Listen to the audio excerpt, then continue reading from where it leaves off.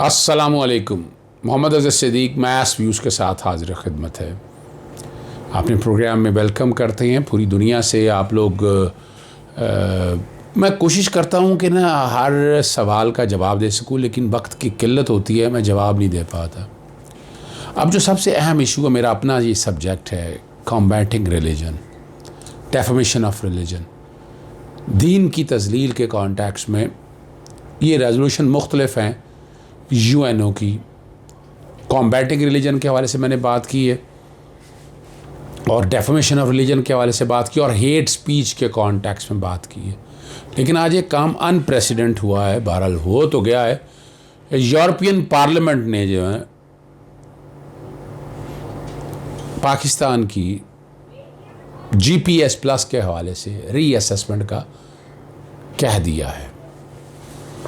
European Parliament calls for immediate reassessment of EU Pakistan trade regime, 29 April 2021। और blasphemy loss को तकलीफ़ है उनको, ब्लास्फेमी लॉस के हवाले से, और साथ ट्रेडिंग रिलेशनशिप के हवाले से और ह्यूमन राइट से जोड़ रहे हैं चीज़ों को। ह्यूमन राइट उनको कश्मीर में नज़र नहीं आ रहे, ह्यूमन राइट मुसलमानों के साथ पूरी दुनिया में जो हो रहा है वहाँ नज़र नहीं आ रहे। यहाँ उन्हें नज़र आ रहे हैं कि यहाँ जितनी अक़लीतों को हमारे यहाँ आईने पाकिस्तान 1973 में आसानी है। मैं आगे चलने से कबल यहाँ बता दूँ कि हमारे यहाँ कुछ लोग हमारे पाकिस्तानी हैं जिनका अपना एक एजेंडा है, वो इन चीज़ों को लेकर चलते हैं। आप ज़रा इमेजिन कर लें, आर्टिकल 20 है, ये बैकग्राउंड पे या कोशिश करूंगा चल सके। ये freedom to profess religion and to manage religious institutions subject to law, public order and morality. Every citizen shall have the right to profess, practice and propagate his religion, and every religious denomination and every sect thereof shall have the right to establish, maintain and manage its religious institutions। हाँ, India के अंदर मस्जिदों के साथ क्या कुछ होता है वहाँ तो उन्हें नज़र नहीं आता है, या इंडिविजुअल लेवल पर अगर थोड़ा बहुत कुछ होता है तो गवर्नमेंट हरकत में आती है, स्टेट इस मामले में एक्शन लेती है और बड़ा क्लियरली लेती है। अब यहाँ अगर आप यहाँ देखें ना, आपके सामने मैंने इसीलिए पढ़ दिया ना, आर्टिकल 23 और 24 जो राइट है, जो प्रॉपर्टी राइट है, उनको सेफ गार्ड करता है। Article 25 equality of states citizen की बात करता है।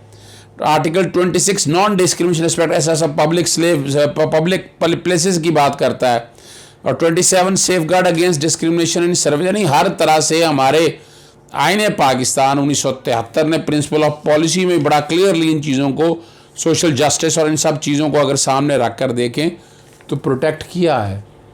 अब ये जो बैठ के बहाना, बहरहाल और उन्होंने एक रेजोल्यूशन पास की है, और ये पास हुई है 662 वोटों से। 3 मुखालफत में आए और 26 ने वोट ही नहीं किया। और इस रेजोल्यूशन को वो कह रहे हैं, commission and the European external action service to immediately review Pakistan eligibility for GPS status in the light of current events, and where there is a significant reason to initiate a procedure for the temporary withdrawal, of its status and the benefits that come with it, and to report to the European Parliament on this matter as soon as possible।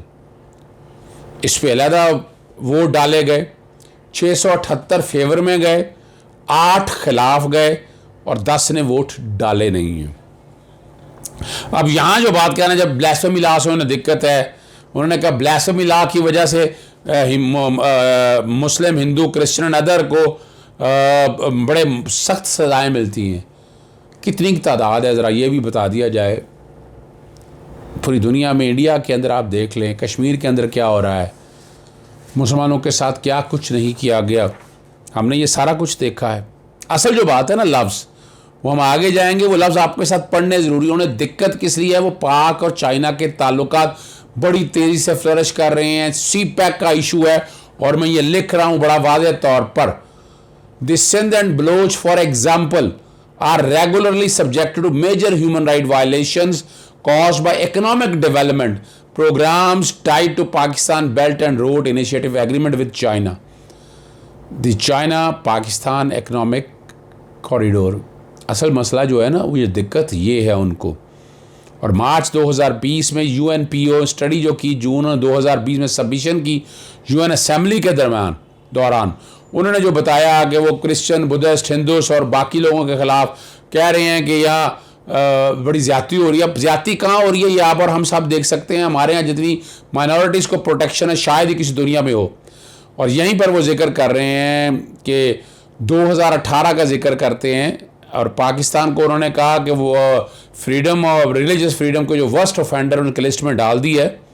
और आज 2020 में 12 states हैं उन list में जिक्र जिनका कर रहे हैं: Burma, China, Eritrea, Iran, Nigeria, North Korea, Russia, Saudi Arabia, Syria, Tajikistan, Turkmenistan और वियतनाम। चाइना भी इसमें है, परेशान होने की ज़रूरत नहीं है यहाँ इस कॉन्टेक्स्ट के हवाले से। और यहाँ जो बड़ी दिक्कत है ना, वो अपना GPS जो आपको पता है, GPS प्लस से पाकिस्तान आ गया। ट्रेड हमारा जो कपड़ा है जो ख़ासतौर पर कॉटन है उस कॉन्टेक्स्ट में है। अब उन जो GPS प्लस की स्कीम में डालना है कि 27 international human right treaties positive progress दिखाना है। और GPS स्कीम ये बुनियादी तौर पर बुनियादी हकूक़ से जोड़ा गया है। ये एक टूल या एक तरीक़ाकार बताया है उन्होंने एडवांसमेंट करने के लिए ह्यूमन राइट्स के कॉन्टेक्स्ट में। और जब अपना ये जो दिक्कत है ना आगे, फिर वो मैं बताता चलूँ आके। और उनका दिक्कत किस बात की है कि UAE is engage in a battle of influence with China thanks to China belt and road initiative and its China Pakistan economic corridor. और moreover as a UNPO report issued in April 2020 highlights the EU member states are also in competition among each other for the benefit of EU-China trade। आप यहीं से अंदाज़ा लगा लें। और बुनियादी तौर पर बेस यही बनाया है फ्रांस के साथ जो अभी रिसेंटली तहरीक लब्बैक पाकिस्तान के कॉन्टेक्स्ट में कि तहरीक यहाँ पर सड़कों पर निकल आ गया, एहतजाज किया। एहतजाज क्या गलत किया भाई? आपने ब्लास्फेमी तो आपने कमिट किया फ्रांस ने, और इस तरह ज़रूरत थी स्टेट लेवल पे भाई रिलीजियस हर एक को हक है उस रिलीजियस को जो इंटरनेशनल स्टैंडर्ड दिए हुए हैं, इंटरनेशनल ट्रीटी है, उस पर अमल दरामद करना है। अब तो ये डराने धमकाने के लिए एक बुनियाद बनाई जा रही है।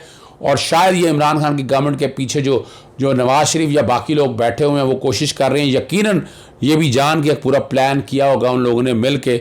और पिछले दिनों बड़ी हलचल थी इंग्लैंड के अंदर, लंदन के अंदर थी, और शायद उन्हीं चीज़ों को सामने रखते हुए ये सारा कुछ किया गया। 7 मेजर पॉलिटिकल ग्रुप्स हैं यूरोपियन पार्लियामेंट ने, सब ने रेजोल्यूशन पास की कि रिलीजियस फ्रीडम होना चाहिए पाकिस्तान के अंदर। 6 ने GPS प्लस को साथ शामिल किया, और 5 में से 6 ने रीअसेसमेंट कहा है कि पाकिस्तान की एलिजिबिलिटी के हवाले से, और रिक्वेस्ट किया है साथ यूरोपियन ओम्बड्समैन को कि वो इन्वेस्टिगेशन करें यूरोपियन कमीशन के हवाले से कि कंप्लायंस हो रही है यूरोपियन यूनियन के रूल की। ये सेल्फ साइड एक अमेंडमेंट किया उन्होंने इस कॉन्टेक्स्ट में। अब वोट जो इन कॉन्टेक्स्ट में, फिर मैं दोबारा क्लियर करता हूँ, 678 वोट फेवर में, 8 अगेंस्ट किया और 10 ने वोट नहीं किया। और ये the vote on the resolution as a whole, पूरी रेजोल्यूशन के होल के हवाले से मैंने आपको बता चुका हूँ कि वो क्रिटिकल GPS के कॉन्टेक्स्ट में 662 ने किया, 3 ने मुखालफत और 26 ने वोट नहीं किया। UNPO उसका रिएक्शन इसके ऊपर बड़ा क्लियर है। जनरल सेक्रेटरी राफ बॉन्चे ने कहा है the process through which the European Parliament promulgated this resolution leaves little rooms for the European Commission। ये पोजीशन अब सारी आपके सामने आ चुकी है, और लड़ाई सिर्फ एक ही है, वो समझ लें कि चाइना के साथ जो हालात अच्छे हैं और नज़र नहीं आ रहा इस कॉन्टेक्स्ट में क्या करना चाहते हैं। कहना यही चाह रहे हैं कि पाकिस्तान में मजहबी आज़ादी हो, पाकिस्तान में मजहबी आज़ादी मौजूद है हर वक्त, तमाम फ़िरका को हैं, तमाम सेक्ट्स को है, कोई दिक्कत हमने नहीं देखी। कोई इक्का दुक्का वाक़या हो जाए इंडिविजुअल लेवल पे, उस पर गवर्नमेंट से कोई लेना देनी है। गवर्नमेंट ने सज़ाएँ सख्त बनाई हुई हैं और उस पर अमल दरामद हो रहा है, और सख्ती से अमल दरामद हो रहा है। और इसमें लेकिन ये कोई कहे ये right of liberty and where the nose of other start, आपका राइट ये तो नहीं है कि आप हमारे रिलीजन के अंदर उस तरह बैठकर मुदाखलत करें, हमारे नबी आखिरी ज़मा हज़रत मोहम्मद सल्लल्लाहु अलैहि वसल्लम की शान में गुस्ताखी करें, ये इजाज़त आपको बिल्कुल नहीं दी जा सकती है।